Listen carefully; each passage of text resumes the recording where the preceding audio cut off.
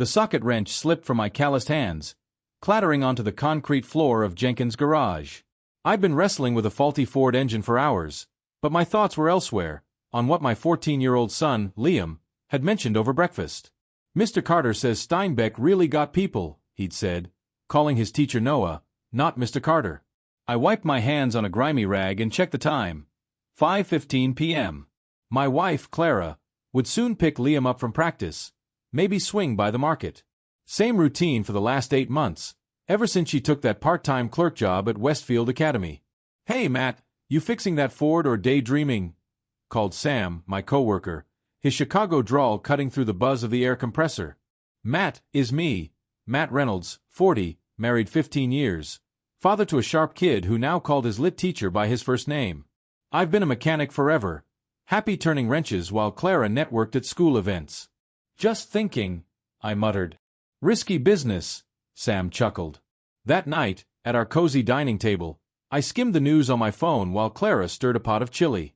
Her blonde hair was tied up, and she wore that green skirt from the school auction. "How's work?" I asked, keeping it light. "Busy," she said, not looking up. "Helping Noah sort the book fair inventory. Those kids have wild imaginations." "Noah." "Not Mr. Carter." Liam burst in, soccer bag slung over his shoulder. "Hey, Dad. Noah gave us this cool project on flawed heroes. I'm doing Atticus Finch." His eyes sparkled. Clara's shoulders tensed, barely noticeable. "Mr. Carter, bud," Clara corrected, her voice tight. "Right, Mr. Carter," Liam said, but he grinned at me. Later, as Clara slept, I stared at the bedroom ceiling. Something felt off. I crept to my shed, a cramped space with tools and a workbench where I tinkered. I jotted down notes: Clara's new earrings, her late evenings at school, her constant phone checking, Liam's casual Noah. It wasn't proof, but it was something. 2 days later, Clara left her phone on the counter, rushing to a staff meeting. A text pinged. "Last night was incredible. You're special." And my coffee cup slipped, shattering on the tile. I cleaned the mess, hands trembling, and went to work, but the day blurred. "You okay, man?" Sam asked. I shrugged. "Just tired." That night, I asked Clara about her meeting. "Fine," she said, eyes on her laptop. "Noah had ideas for the spring fair."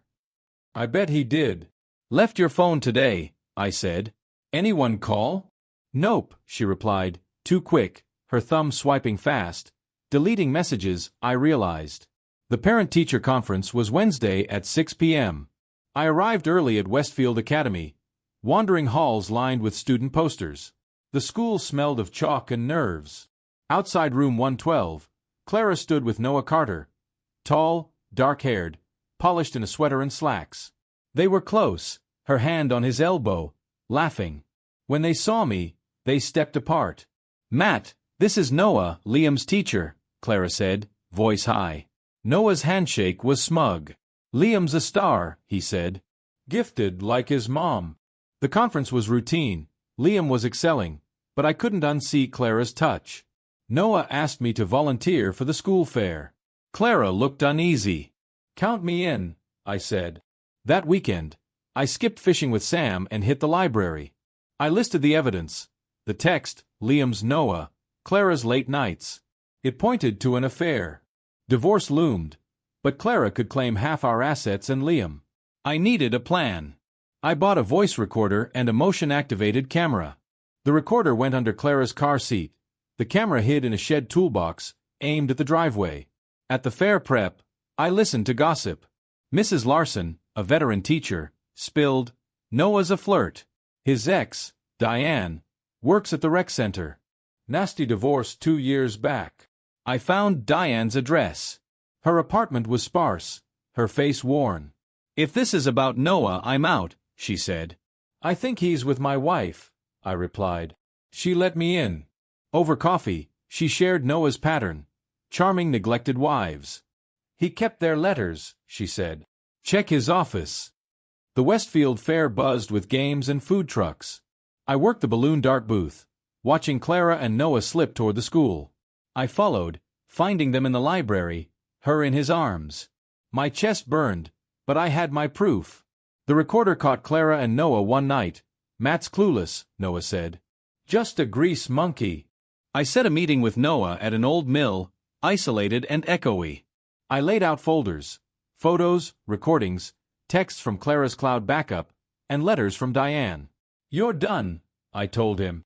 A live stream sent it all to the principal and PTA. Noah begged, but I left him there.